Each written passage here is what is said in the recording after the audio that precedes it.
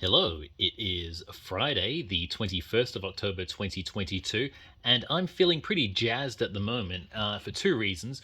One is that I just drove a friend home, and I took the long way back to my place, and I was driving through rain-soaked, neon-lit streets while listening to the music of Tangerine Dream.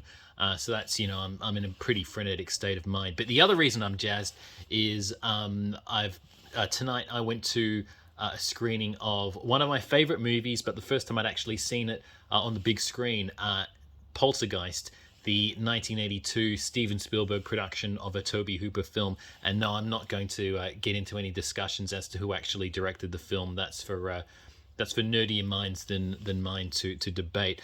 But yeah, Poltergeist. It's great movie, classic movie. And I thought, seeing as how I just saw the movie, and I'm in a very poltergeist frame of mind.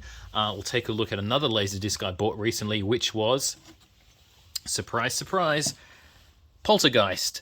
This is a 1983 LaserDisc from MGM UA. It's actually a British release. I bought it recently online from the Salvation Army. Actually, it was surprisingly inexpensive.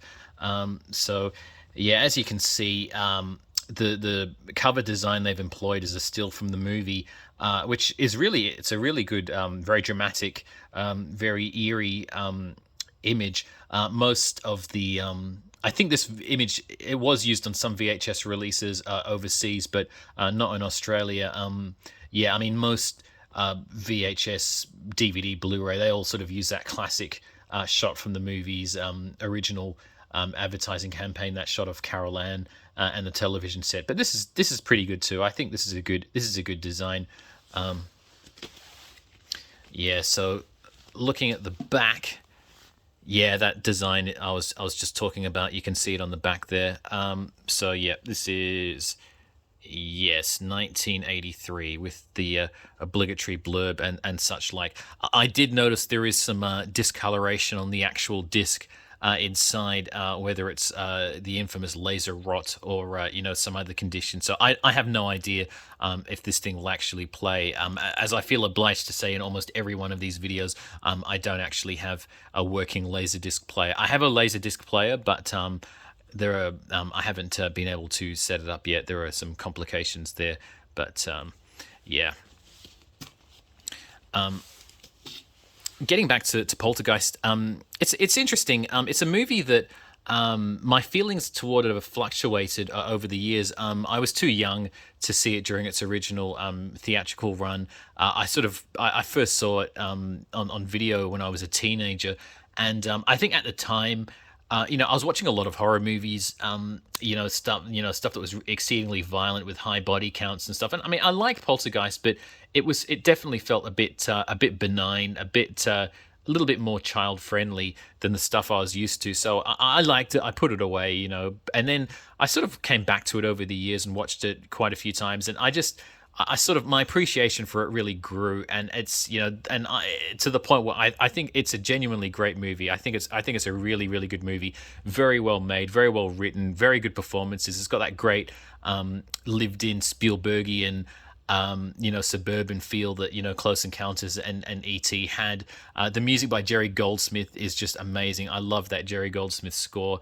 And yeah, I mean, it's a roller coaster film. It's a thrill ride, but it holds up. The special effects are good as well. Yeah, and I think that it's interesting, the fact that I think I sort of resent the sequels that they made, because they're not as good as the original. They do I mean, there are things in Poltergeist 2 that I kind of like, but it's not a great movie overall. And Poltergeist 3 is pretty dire. Yeah. So yeah, and I think, I mean, it's interesting that Poltergeist, I mean, it was released 1982, along with Spielberg's E.T. I kind of think that maybe Poltergeist. I think Poltergeist holds up better than E.T. It's sort of the dark twin that has sort of taken the long way to sort of. I think it's come out at the end as a better film. I think Poltergeist is more, if anything, it's more appreciated today, 40 years later, than it was at the time.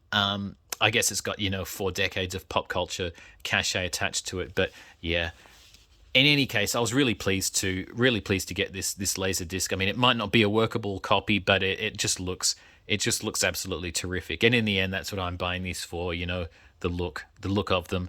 It can join all the other versions of Poltergeist that I have, including the 1983 VHS, the 1999 DVD, the 2000 DVD, the 2007 DVD, the 2008 Blu-ray, and the 2022 4K Ultra HD. If it's wrong to, own too many copies of Poltergeist, then I guess I don't want to be right.